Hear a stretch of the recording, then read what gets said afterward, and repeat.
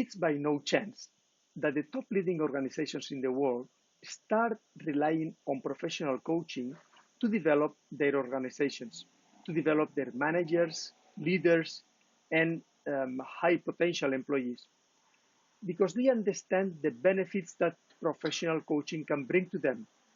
Benefits like a higher level of engagement, less employee rotation, higher creativity, higher motivation, and eventually better bottom line results. That is what everybody is going after. But they also understand the obstacles they have to get there.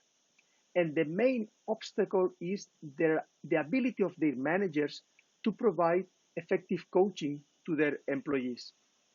Because effective coaching is very, very critical if we want to really grow our organizations and implement a coaching culture. I have been working for over 20 years in top leading organizations, and I have witnessed plenty of wasted situations where we could have got much greater benefits from coaching than the ones we had, just because the managers were not able to provide that effective coaching to their employees. And I would like to share with you the top 3 mistakes that I have seen managers making to provide effective coaching to their employees. The first mistake is to try to coach the employee only when they did something wrong. It's not unusual seeing a manager calling an employee to his office saying, please come, I want to give you feedback. And they consider they are coaching the employee because they are telling the employee what the employee did wrong and how he should do it next time. Well, obviously, this is not coaching. You can tell it mentoring, you can tell teaching, but it's not effective coaching.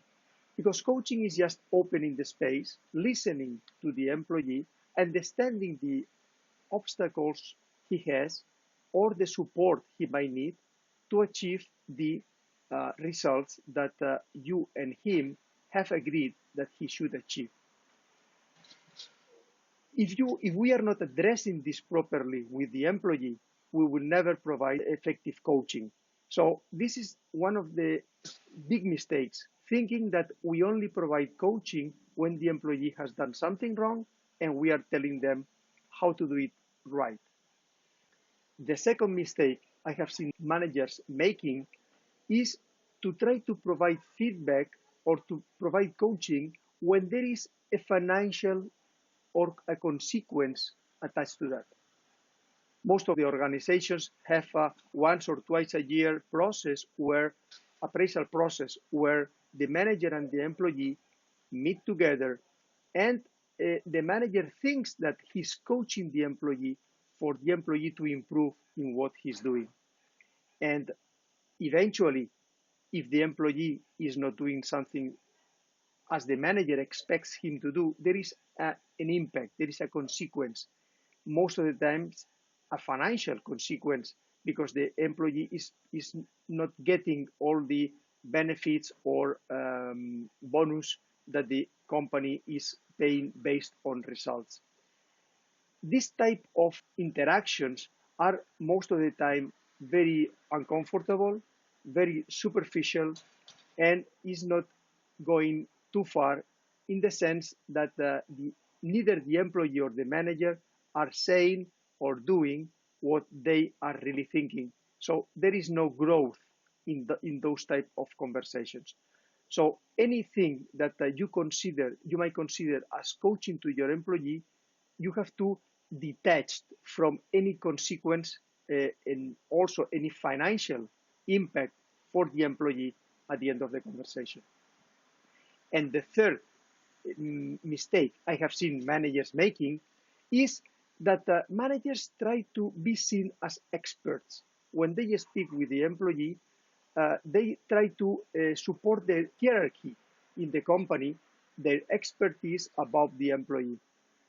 So in these situations, maybe in most of the cases, the manager is more expert than the employee.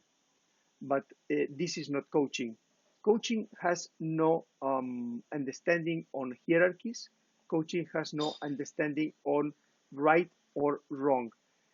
Based on your experience as a manager, you can share, you can make a suggestion, you can try to induce the or bring the idea or open the conversation to other possibilities, but never use your expertise to push the employee to do things your way.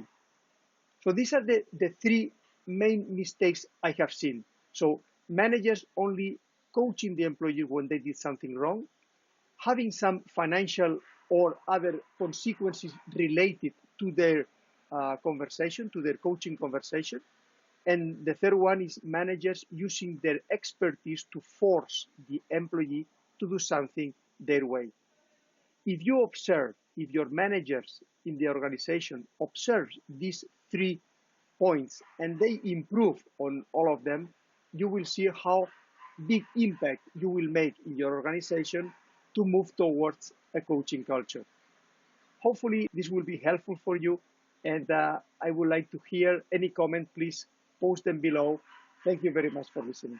My name is Eduard Lopez. Talk to you next time.